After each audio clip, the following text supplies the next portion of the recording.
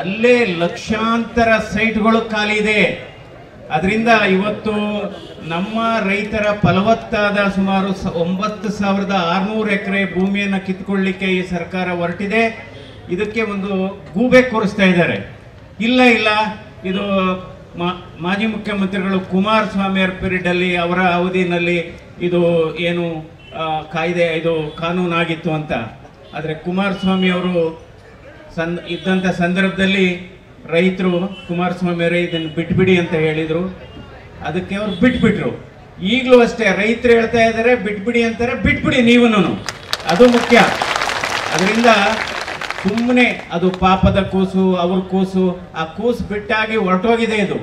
ಅದರಿಂದ ಇವತ್ತು ರೈತರಂಗೆ, ಯಾಕೆಂದರೆ ಫಲವತ್ತಾದ ಭೂಮಿ, ಈಗಾಗಲೇ ನಾವು ಹೇಳಿದಾಗೆ ಕೇವಲ ಬೈರಮಂಗಲ ಕಂಚುಗಾರನಹಳ್ಳಿದು ಮಾತ್ರ ವಿಚಾರ ಅಲ್ಲ, ಇದು ಬೆಂಗಳೂರಿನ ಸುತ್ತಮುತ್ತ ಇರತಕ್ಕಂಥ ಎಲ್ಲ ಫಲವತ್ತಾದ ಜಮೀನು.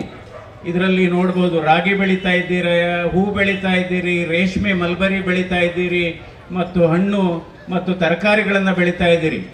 ಅದರಿಂದ ಇವತ್ತು ಈ ಫಲವತ್ತಾದ ಭೂಮಿಗಳನ್ನು ಇವತ್ತು ರೈತರ, ಯಾಕೆಂದರೆ ಈಗಾಗಲೇ ನೀವು ಕಂಪ್ಯೂಟ್ರಲ್ಲಿ ಏನು ಅನ್ನ ಬೆಳೆಯೋಕ್ಕಾಗತ್ತಾ? ಕಂಪ್ಯೂಟ್ರಲ್ಲಿ ಏನು ರಾಗಿ ಬೆಳೆಯೋಕ್ಕಾಗತ್ತಾ? ಅದರಿಂದ ಇವತ್ತು ನಾವು ಈ ಭೂಮಿ ತಾಯಿಗೆ ನಿಜವಾಗ್ಲೂ ದ್ರೋಹ ಹೇಳ್ತಾರೆ. ನಾವು ರೈತರ ಮಕ್ಕಳು ಅಂತ ರೈತರಿಗೆ ಅನ್ಯಾಯ ಮಾಡ್ತಾ ಇದ್ದೀರಾ ನೀವು. ಇವತ್ತು ಅದಕ್ಕೋಸ್ಕರ ನಿಮ್ಮ ಈ ಹೋರಾಟಕ್ಕೆ ನಮ್ಮ ಬೆಂಬಲ ಸಂಪೂರ್ಣವಾಗಿದೆ.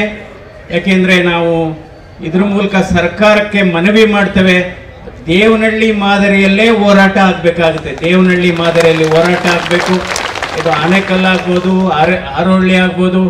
ನಾನೇ ಸುಮಾರು ಈ KDB ಇಂಡಸ್ಟ್ರಿಯಲ್ ಲೇಔಟ್ ನೋಡಿದ್ದೇವೆ.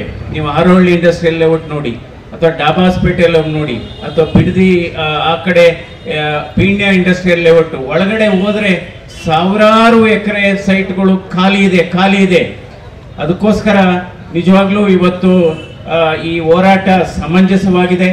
ಇವತ್ತು ರೈತರನ್ನ ಈ ರೀತಿ ದಬ್ಬಾಳಿಕೆ ಮಾಡೋದು ನಿಜವಾಗ್ಲೂ ಇದು ಸರ್ಕಾರದ ಈ ಕ್ರಮವನ್ನು ನಾವು ನಿಖರವಾಗಿ ಖಂಡಿಸ್ತೀವಿ. ಯಾಕೆಂದರೆ ಇದರ ಹೋರಾಟ ವಿಧಾನಸಭೆ ಒಳಗೆ ಮತ್ತು ವಿಧಾನಸಭೆ ಹೊರಗೂ ಕೂಡ ಇದು ನಿರಂತರವಾಗಿ ಆಗಬೇಕು.